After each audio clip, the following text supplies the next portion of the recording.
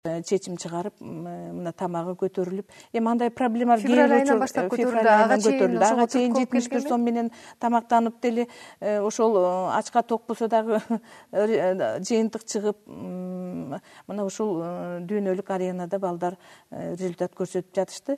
Мына азыр эми өкмөт жалаң гана балдардын тамагын эмес, мына бизге мугалимдерге дагы айлыктарыбызды көбөйтүп, азыр маанайыбыз кичине көтөрүңкү.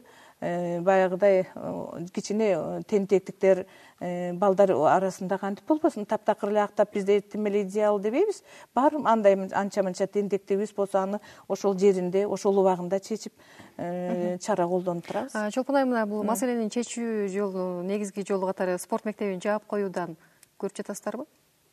Жок, биз андай деле эме приложение киргизген жокпуз. Биз спорт школаны жаап салгыла деген. Кеп жаап салгандан проблема чечилбейт. Мен ойлойт элем да, мына бизде мисалы мектептерде, биздин мектепте 2400 бала бар. 2400 бала менен иштөө менен 325 баланын менен иштөөдүн айырмасы асман менен жердей. Бул кишилерде 325 бала бар экен. 325 бала ошол жерде жатат, ошол жерде окуйт, ошол жерде жашап аткан балдарды 325 баланы кандай гана болбосун, ошону келгенде эле ошол бир негизи спортто баягы спорт менен заниматься эткен бала жөнөкөй кишиге кол көтөрбөш керек деген бар. Башынан эле булардын бир эрежеси мен билгенден. Ошол эрежеге балдарды ошого жеткире түшүндүрүп, силер спортсменсиңер, силер жок жерден өзүңөр жаманаттык кылбагыла. Силер деген биз туу көтөрө турган кишибиз деп, бир патриоттук кандайдыр бир мындай намустуу бир эме менен үйрөтсө, ушул балдар көчөгө чыгып эле жакалаган кишиге да кол көтөрбөй койсо, мындай иш болбойт билген да. Сиздер ошентип үйрөтө албай жатасыздарбы? Кантип ошентип үйрөтө албай калалык. Бизде деген тарбиялык иш деген айтып атпаймынбы, жана интернет режим менен иштейбиз. Ар бир баланын артында бирден силерде бир класс жетекчи, анан кийин мугалим предметник болсо, бизде тренер деген бар дагы. Алар деген ар бир сабак, ар бир неме ушул темада башталат.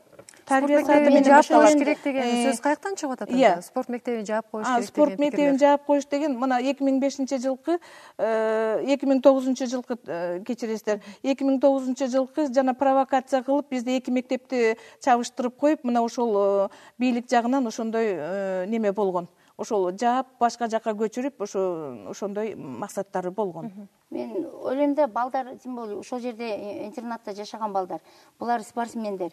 Спортсмендерде буларда саат 3-кө чейин сабак болсо, 3төн кийин кайсы бир убакытта обедтен кийин тренировкадан кийин бир ошону буларда такыр убакыт болбош керек да, мындай көчөгө чыгып тентектик кылганга убакыт болбош керек. Жок деп атпайм болсо. Ошол эле учурда ошол бир короодо жашап атышат, бар бир короодо. Анан ошол короодон 100 бала чыгып кеткенин, же болбосо 30 бала бир чыгып кеткен моментти байкабай калып атпайсыздарбы? Же ошондо атат. Мына 12 саат, 12.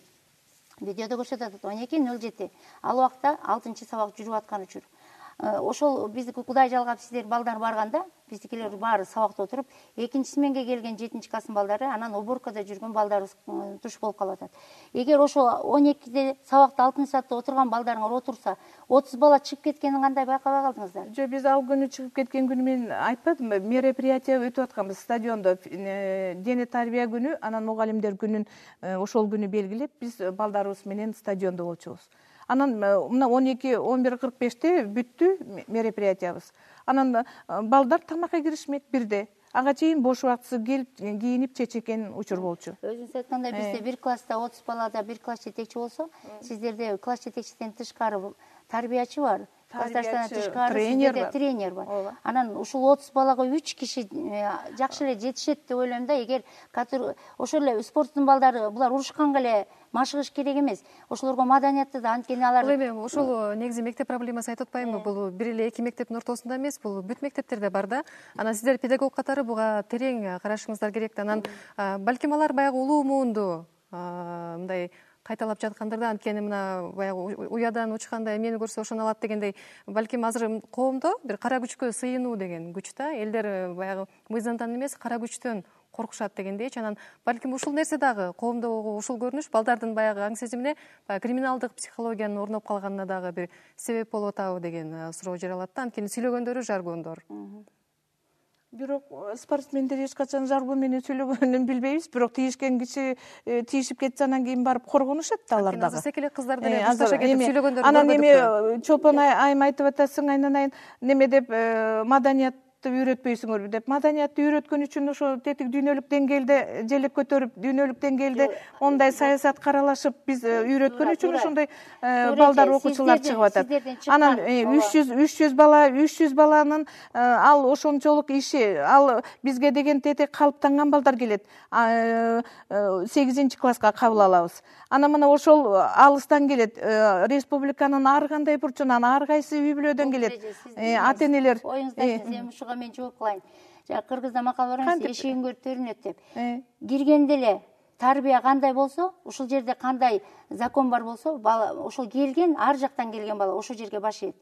Кайсы жак, мисалы солдатка да ар жактан келет. Анан солдаттар келген, солдат момундай болуш керек экен, момундай болуш керек деген боюнча алар убакыты сааты менен так ошондой тартипте болот.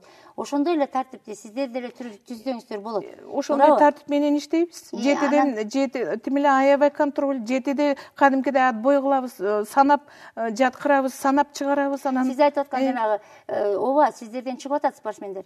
Чыккан спортсмендерге сиздер эле эмес, ошол Пекинден биз көргөндө баарыбыз Кытайга кеткен спортсмендер көргөндө башта баарыбыз Кудайдан тилеп отурдук. Мен өткөндө сиздерге барганда да желек биз үчүн дагы желек кымбат. Ошентсе дагы ошол азыркы мектептин ортосундагы окуучулар арасындагы бул мушташтарды баары бир коомчулукта ата-энелер, ошол эле сиздер иштеген мектептин жетекчилери кандайдыр бир деңгээлде жаап жашырганга аракет кылышат да. Мисалы кечээ эле 38-мектепте болгон окуяда балдар жабыркады деп айтып жатасыздар, бирок ошол учурда ата-энелер арыз берген жок.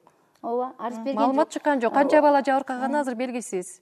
Биздин тизмебиз боюнча 7 бала ошол күнү ошол жерден сразу кармап, ким ыйлап келишти, мына эмне болду, бутума бир тепти, бирөө айтты, бир койду, бирөөсү түртүп ийди. Ошонун ичинде бир кызыбыз бар, эремен айлантып келатышканда кызга баланы урайын дегендер мүмкүн атай кызды урбагандыр. Аны биз барып атай кызды урду деп айта албайбыз. Ошондуп айланган кызга белине, бөйрөгүнө тийген. Алар ичинен экөөсү эң калыс деген 7-класстагы балабызды ошол мусор төгүп келаткан экен, уборкада жүргөн бала. Ошону ошол жерден катуураак уруп коюпту, терезеден анткени düşөйбү, жыпар эжебиз терезе ошол тарапта тарсылдатып терезеден кыйкырып ийдим деди да. Ошондо ошол баланы катуу уруп койгон. Анан бүтүп кетип аткан жерде мен аркасынан охрана биз болуп чуркап чыгып калган кезибизде 11-класстын баласын ошол жерде ал суранып кетип бараткан бала экен. Ошол жерден кетип бараткан жеринен эле кармай эле ошол жерден сабап койтум. Мен келгенде ошол жерден көрдүм, бопбоз шымы айрылган, мурду бети башын баары бопбоз экен, соткасы жерге чачылып калды. Эмне үчүн ошол айтылбай атат да? Сыртка чыккан жок, эч ким билген жок. Биз эн аталарды ошол замат чогултуп бердик. Тергөөчүлөр келди, биздин инспекторлор келди баарына. Эн аталар ошол замат келди. Көрө турганбызды калпайтканга болбойт. Баары келишти, тергөөчү келди, баарын киргизип бердик. Ошол жерде ал ата-энелер биринчи жазышты баардыгы. Анан кайра алып алышты. Жазышты.